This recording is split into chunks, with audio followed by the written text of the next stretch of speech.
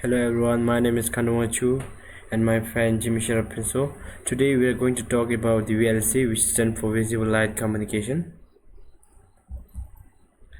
Generally, visible light communication is a part of communication technology in which the visible spectrum is modulated to transmit data. So here the table of content. So firstly we are going to explain on basic of VLC, second architectures of VLC, third VLC operation, fourth we have application and its future prospect. Basic of VLC. So as I already mentioned that VLC is a technology in which the visible spectrum is modulated to transmit data. So in the electromagnetic spectrum, VLC system employ visible light for communication, occupying the spectrum from 380 nanometer to 750 nanometer, which correspond to the frequency of 430 terahertz to the 790 terahertz as shown below. So instead of LED counterpart, that is incandescent and fluorescent light bulbs, so LED is considered to be the one of the distracting factor to be used in the VLC system, as its current density can be easily modulated.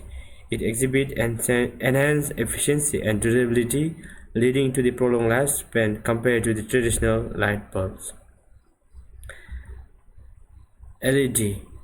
So the heart of this technology, which is VLC, is considered to be the high brightness LED. Light emitting diode can be switched on and off faster since the operating speed of LED is less than the 1 microsecond, causing the light source to appear continuously, which makes a kind of data transmission using binary code as shown, as switching on is a logical 1 and switching off is a logical 0 as shown figure below. And now architectures. This is the block diagram of VLC system, in which it consists three sections: transmitter, receiver and channel. So basically in transmitter it is considered to be the origin of light emission, whereby the LED are the preferred choice due to their superior reliability, low power consumption and high luminance efficiency compared to the traditional light source. And in receiver, they use the photodetector to generate an electrical signal by intensity of a received optical signal. And in receiver, they also use the band pass filter and amplification technique in order to restore the time domain signal. And in channel, basically channel, it actually represents the space between transmitter and the receiver, and it has ability to transmit the carrier signal, and mostly the channel is influenced by the many factors such as attenuation, interference and noise. And now we have layer architecture of VLC. Basically there are three layers in the VLC: application layer, MAC layer and physical layer. So physical layer is considered to be it contains the information about the VLC device and its physical characteristic, and it also connects the device and the medium being utilized to transport data. And MAC layers. So in MAC layer, it is given as the in charge of sending and receiving data package over the network, and the primary purpose of MAC layer is to give each node in a network a means of communication with other active nodes. The primary purpose, such as it gives the mobility support, dimming support, security support and visibility support. And third, we have application layer. So basically application layer is responsible for managing the communication between software application and the underlying VLC infrastructure. It also deals with the data encoding, security and interactions. Visualize VLC. It is a unique communication method using LED light for data transmission, conquering common challenges. Just like the traditional system, it has transmitter, channels, and receivers guided by protocols. It makes data transfer efficient and captivating. Moving on to the working of VLC. A simple transceiver system can be built. Let's take an example. A data which is needed to be sent from one computer to another computer will get in the process of modulation, and that modulated output will be sent to the photodiode with the help of LED. The received message by the photodiode will again go demodulation process, and the data will be received by the other computer. Let us see how a simple simulation can explain the basics of VLC systems. As you can see that the components used here is one Arduino, button, LED, photodiode, and two resistors. If I start the simulation, you can see in the serial monitor that the message printed is LED is off in a loop. If I press the button, now you can see that the LED is lit on and the message printed is LED is on, transmitting light. Similar to this, you can actually grasp the concept of VLC system, how actually the VLC system works. By help of the LED and received by the photodiode, under demodulation and modulation, the message is getting printed. The data transmission kicks off by translating digital information into light signals. The modulation method encompasses on-off keying, pulse width modulation, and orthogonal frequency division multiplexing.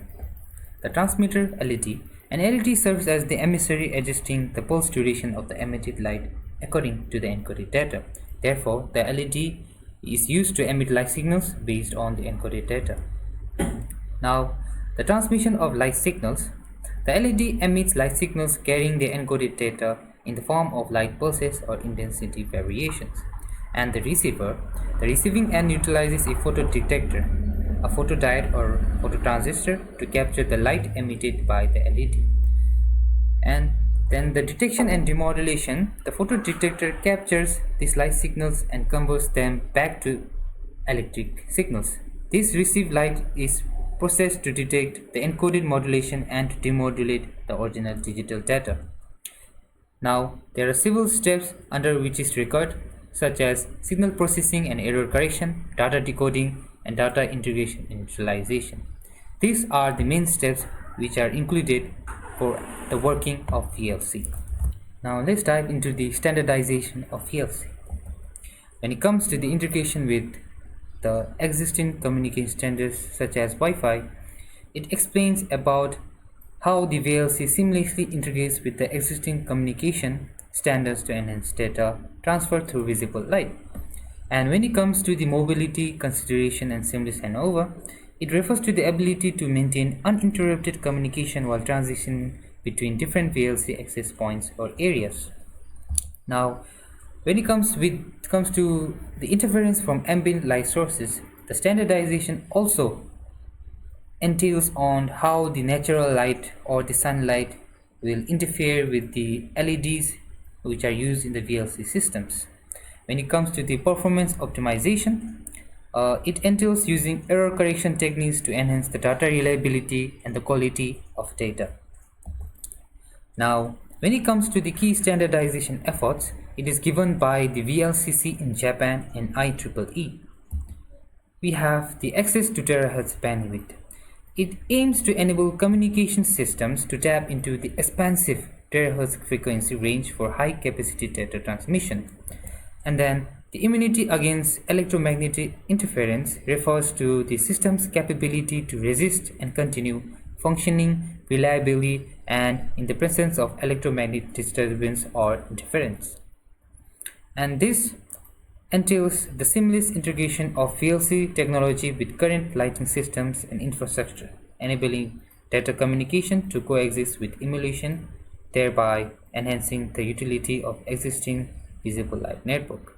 We also have FEC schemes, modulation techniques, and data rates, which will be also explained in the standardization of VLC by the use of PHY layer specifications and also the channel access mechanisms. Let us now learn the application and future prospects of VLC system. The HOSPI bot, which is used in the healthcare facilities, was used for transformation in hospitals. The control system of the VLC were installed in the building and the control system was enhanced, which means that the LEDs which were used in the building helped for the data transmission. Next, we have the underwater communication. VLC performs better in underwater communication due to the RF wave limitations in seawater. UTROV, a key application, excels in an ocean observatory maintenance, underwater robotics, exploration, and efficient data transmission for aquatic research. Next, we have the main or might be the main application for the VLC system, which is called as the Li-Fi light fidelity. It uses modulated LED light for high-speed wireless internet access rivaling Wi-Fi. It is ideal for places sensitive to RF interference. Next, we have the vehicle-to-vehicle communication system. So it enhances the road safety and traffic management by enabling communication between traffic light and vehicles. Now let's look at the future prospects. There are several future prospects which we need to know for the VLC system. First one, it is the standardization for seamless integration. We have the complementary technology with PLC, industry endorsement with Li-Fi, LEDs as 12-volt components. So in summary, VLC shows immense potential for growth with collaborations between academia and industry, integration with power line communication, and dual functionality of LEDs as transmitters and sensors. These advancements position VLC as a transformative wireless communication technology promising future in the digital area. Now you have learned all the basics of VLC system. Thank you very much for watching this video. Thank you.